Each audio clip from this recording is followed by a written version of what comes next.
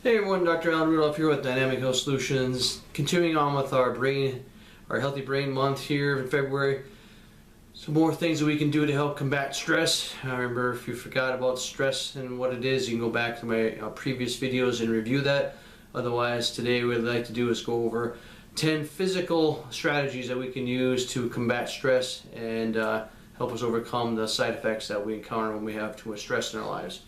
So, physical things that we can do as far as interactions and cognitive strategies. First one we want to look at is sports.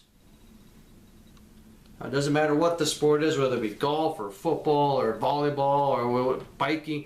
As long as you like and enjoy doing it, that's the most important part. It gets you out there, gets you moving, gets your body secreting some of those anti-pain neurotransmitters and things that help to raise your spirit and get rid of some of the extra stress you have in your life. Sports are a great way to do that. Now this one is not for everyone, but it definitely has an impact on stress.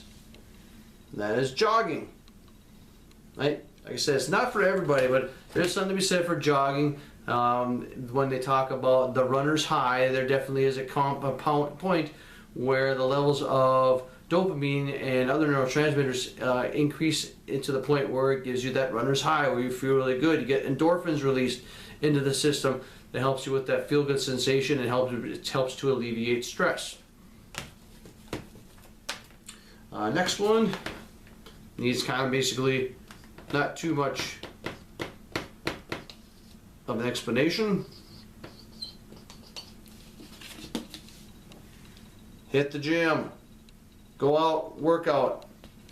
Get yourself out of your house. Get yourself into a different environment where you can take some time to throw some weights around and get some excess stress taken out of your body. It builds up stamina within your system so that stress that you encounter during daily life, your body can once again counterbalance and counteract to it, as opposed to getting all bent out of shape and degenerating and breaking itself down over time. Next in line, dancing. You have the physical component of going out and dancing. Anytime you learn new moves, it fires up your cerebellum, which fires into the frontal regions of your brain, which makes your brain in that area work better, which helps to decrease or inhibit pain and inhibits anxiety. It helps with depression. Helps with lots of different things. You get the physical aspect of it, but then you get also the relation component of it in relationships, because you get to meet and be with other people, and more often than not, the people you're dancing with, you tend to like them. Next on our list, if you have them at work, take them. I kind of put this, and what I mean is take the stairs. The stairs are a healthy way to help work out some of the stress in your everyday life. Another thing to do, of course, North Dakota may not be the best time of year to be doing this since it's the winter time, but if you have a parking lot, park furthest away from the building and walk to the building. Those extra minutes, sometimes just literally minutes of extra exercise that you do can help to alleviate stress and anxiety in your body. Now, if you really want to eliminate some stress in your body,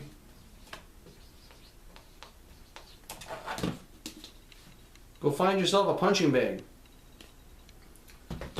My wife and I actually had one in our house, and we found it very useful for relieving stress.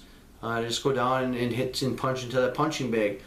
If you need to, imagine it's your boss or somebody that you're upset with, and they all punch away at them. But the act of swinging and hitting and releasing that extra frustration energy into a punching bag versus trying to either hold it inside or wait until you can basically blow up at this person, not all that healthy and not good for your stress levels.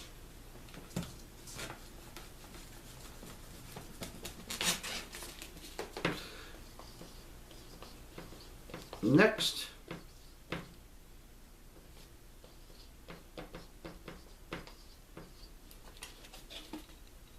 push-ups and sit-ups. Now, when you look at push-ups and sit-ups, you don't have to go into the in a position where you're straight, you're doing a full up position, full up push up. You can go on your knees. I've had people lean up against a wall, lean on a desk and do push ups. All those things, they're still healthy for your body to get your blood and your muscles and those things moving about, as opposed to sitting and allowing those stressors to start to build within the system, and then you basically either have a degenerative changes or an explosion later on.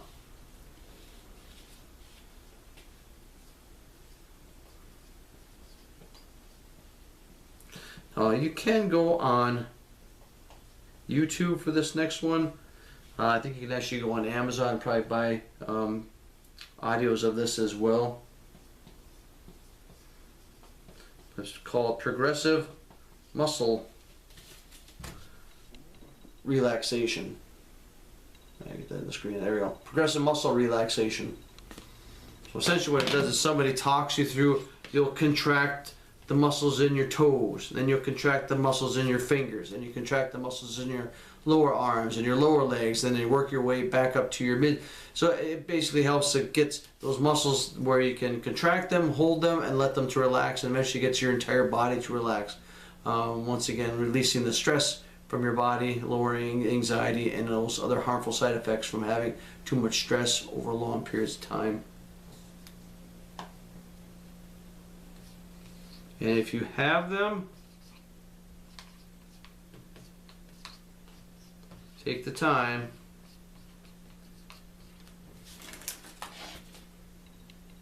play with your kids. Your kids will take you and move you in directions you probably haven't moved in since you were a child. But that is once again something new into your brain. It fires up your cerebellum, fires into your frontal cortex regions, which inhibits the areas that are responsible for anxiety and stress. So by playing with your kids, you can once again help to alleviate stress centers in the body, helps your body to calm down. And last but not least, yes, I put it on the board. There it is, sex. Yes, it is a great reliever of stress. How much more can you say about it, basically?